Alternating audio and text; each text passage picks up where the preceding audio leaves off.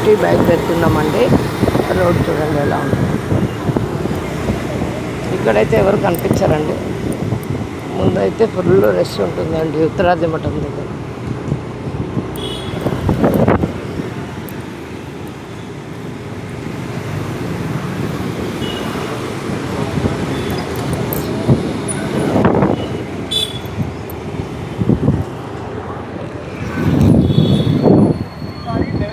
ఇది ఉత్తరాది మఠం అండి. శ్రీ శ్రీ శ్రీ శ్రీ సత్యాత్మ తీర్థుల వారు వచ్చారు. ఇక్కడ 8వ తారీఖు వరకు చాతుర్మాసంలో ఉన్నారండి ఆయన. దర్శించుకునే వాళ్ళు రావచ్చు.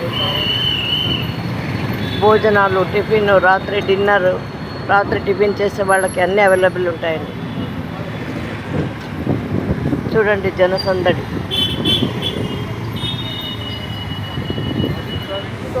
పండుగ వచ్చిందండి. వినాయకుల్ని చూడండి.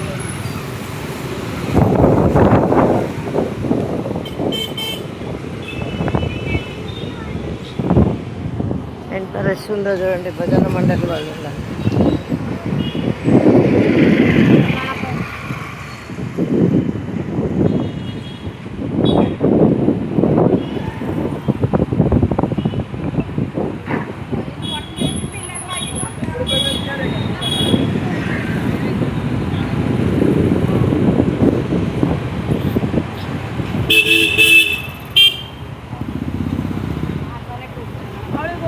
ಇಲ್ಲಿ ಹೋಗ್ತಾ ಇದ್ದಾರೆ ನೋಡಲ್ಲಿ. ಇಲ್ಲೇ ಹೊಂಟಾರಲ್ಲ ಹಿಂದೆ ಆ ಕಡೆ.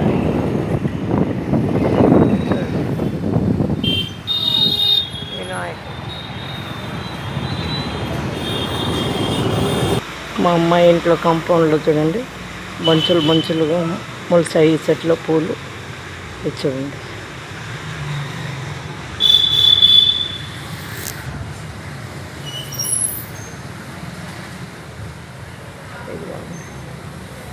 ఎలా ఉన్నాయి పూలు. అందం అనిపిస్తుందండి. కొంచెం చూస్తుంటే ఇంకా చూడాలి.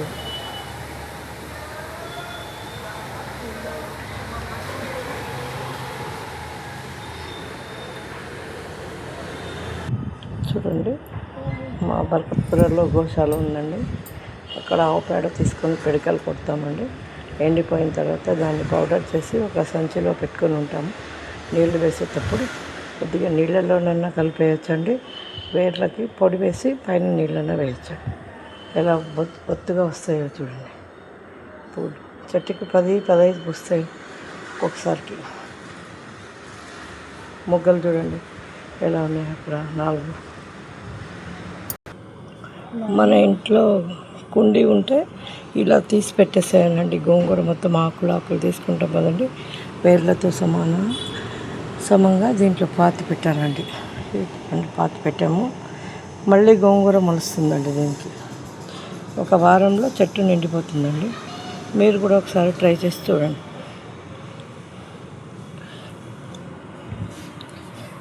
ఇది చిలకడ దుంప అండి. ఒక గడ్డకి మొలకొచ్చిందని పెట్టాము. చెట్టు చూడండి ఎలా పెరిగిందో. ఇది తీగ మొత్తం అలకపోయిందండి. అక్కడ వరకు ఉందండి తీగ.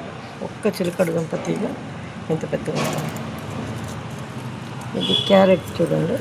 క్యారెట్ కూడా మార్కెట్ నుంచి తెచ్చాము. చిన్నగా ఏదో మొలకొచ్చిందని పెట్టాను. ఎంత పెద్దగా అయింది చూడండి. చూస్తే అచ్చం కొత్తిమీర లాగే కనిపిస్తుంది. అయితే క్యారెట్ చెట్టు అండి ఇది. వేర్లు అప్పుడే మన్నులో దిగిపోయాయండి.